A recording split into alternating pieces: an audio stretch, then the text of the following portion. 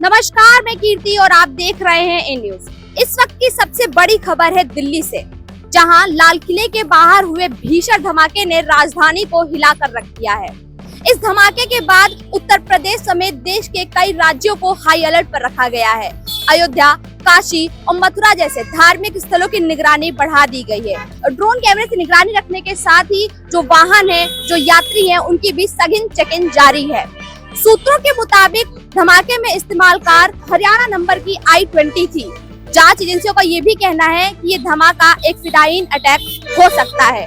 इस धमाके के बाद, इस बॉम्ब ब्लास्ट के बाद गृह मंत्री अमित शाह ने एक उच्च स्तरीय बैठक बुलाई और खुले स्वर में साफ तौर पर ये बात कहा कि जो भी दोषी हैं, उन्हें किसी भी सूरत में छोड़ा नहीं जाएगा। आपको बता दें कि ये हमला जो हुआ है, जो बॉम्ब ब्लास्ट हुआ है लाल किले के बाहर, उससे पूरे देश में एक दहशत का माहौल है। लेकिन पुलिस और जांच एजेंसियां लगातार ये बात कह रही हैं कि जल्द से जल्द जो बचे हुए दोषी हैं, जो भी आरोपी हैं, उन्हें पकड़ा जाएगा। जो संदिग्ध लोग हैं, उन्हें पकड़ा जाएगा। जो आम जनता है, उसे डरने की नहीं बल्कि सतर्क रहने की जरूरत है। देश की राजधानी दिल्ली, जहां लाल किले के पास हुए भीषण धमाके ने पूरे देश को हिला दिया है। सोमवार की शाम जब लोग रोज की तरह शाम की सैर पर थे, तभी एक जोरदार विस्फोट ने पूरे इलाके को दहला दिया। धमाके के बाद से दिल्ली ही नहीं, पूरा उत्तर भारत हाई अलर्ट पर है। क्या यह कोई फिदायीन हमला था? कौन है इसके पीछे? और यूपी, हरियाणा से लेकर कश्मीर तक क्या है इसका कनेक्शन? आइए जानते हैं दिल्ली ब्लास्ट की पूरी इनसाइड स्टोरी। सोमवार शाम 6:52 लाल किले के बाहर खड़ी एक हुंडई I-20 कार में हुआ जबरदस्त धमाका इतना भीषण था कि आसपास की कई गाड़ियां जलकर खाक हो गई। धुएं का गुबार पूरे इलाके में छा गया। अब तक की जानकारी के मुताबिक 13 लोगों की मौत हुई है और 30 से ज्यादा लोग घायल हुए हैं। जांच एजेंसियों ने तुरंत UAPA और एक्सक्लूसिव एक्ट के तहत केस दर्ज कर लिया है। दिल्ली पुलिस और NIA की टीम मौके से फॉरेंसिक सैंपल जुटा रही है।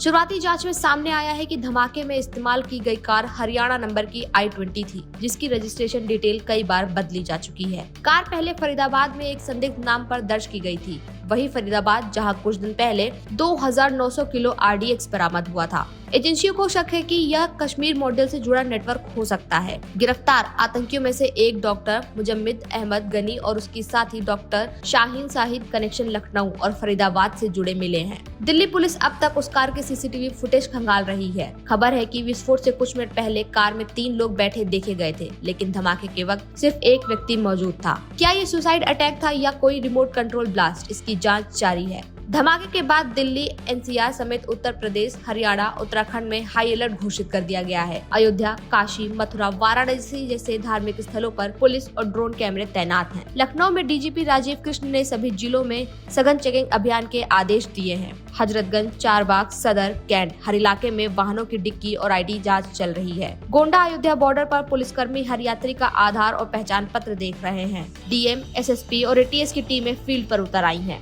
उधर गृह मंत्री अमित शाह ने दिल्ली में हाई वोल्टेज मीटिंग बुलाई, जिसमें NIA, IB, दिल्ली पुलिस और NSG के अधिकारी शामिल हुए। अमित शाह ने कहा, सभी कोणों से जांच जारी है और दोषियों को किसी भी सूरत में बख्शा नहीं जाएगा। वहीं प्रधानमंत्री नरेंद्र मोदी ने भूटान से बयान जारी किया था, जिसमें उन्होंने कहा, यह धमाका एक सुनियोजित साजिश का हिस्सा है।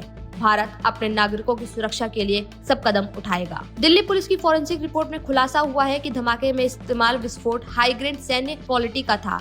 यह न CNG ब्लास्ट था, न पटाखों का हादसा, बल्कि एक प्लान टेरर अटैक। सरकार ने फेक न्यूज रोकने के लिए भी एडवाइजरी जारी की है। दिल्ली, UP और आसपास के राज्यों में सुरक्षा एजेंसियां चौकन्नी हैं। हर मंदिर, स्टेशन, मॉल और बाजार पर कड़ी निगरानी बढ़ा दी गई है।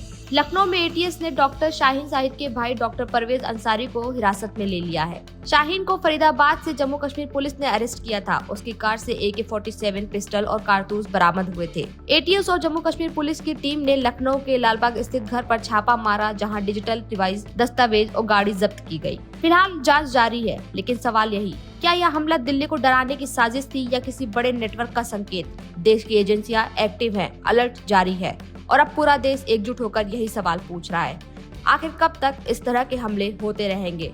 आखिर कब तक देश के दुश्मनों को छोड़ा जाएगा। उत्तर प्रदेश समेत कई राज्य जो है वो हाई अलर्ट पर हैं। लखनऊ में भी हाई अलर्ट घोषित कर दिया गया है।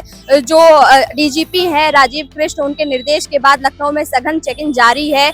बस स्टेशन हो, हवाई अड्डे हो, स्कूल हो और जो धार्मिक स्थल है, जो भी रेलवे स्टेशन है, जो भी भीड़ भाड़ वाले इलाके हैं, वहाँ पे वाहनों की भी सघन चेकिंग जारी है। और पुलिस जो है और जो जांच एजेंसियां हैं वो लगातार ये बात कह रही हैं कि डरने की जरूरत नहीं है, लेकिन सतर्क रहने की जरूरत जरूर है। और कुछ दोषियों को जो है वो लखनऊ से भी गिरफ्तार किया गया है। एक महिला डॉक्टर का भी नाम सामने आया है, जिसके पास से 2900 किलो के ऊपर का जो आरडीएक्स है वो बरामद हुआ है। और जांच एजेंसियां ये बात कह रही हैं कि जो आरोपी उन्हें पकड़ा जा रहा है और जांच अभी जारी है। इसमें आगे कई और गिरफ्तारियां भी हो सकती हैं, कई और लोगों के नाम भी सामने आ सकते हैं। फिलहाल इसके पीछे पूरा मास्टरमाइंड किसका है, कौन सा सरगना इससे जुड़ा हुआ है, इसके बारे में अभी कोई भी खास जानकारी जो है वो सामने नहीं आई है। जांच एजेंसी कह रही है ये सभी जांच के अधीन अभी सभी चीजें हैं। और एक जो नाम जो सामने आया था, जो कार इस्तेमाल हुई थी, उसमें जो नाम सामने आया था वो पुलवामा से जुड़ता हुआ नजर आ रहा है। वो और जो व्यक्ति जिसका नाम सामने आया वो सलमान नाम का एक व्यक्ति सामने आया, जिसका जुड़ान जो है वो पुलवामा से है। और जांच एजेंसी कह रही है कि जल्दी से जल्दी जो बाकी बचे हुए लोग हैं उन्हें भी गिरफ्तार करके ये जो पूरा मामला है इसको समझने की कोशिश की जाएगी। कैमरा पर्सन रमेश वर्मा के साथ मैं कीर्ति, इन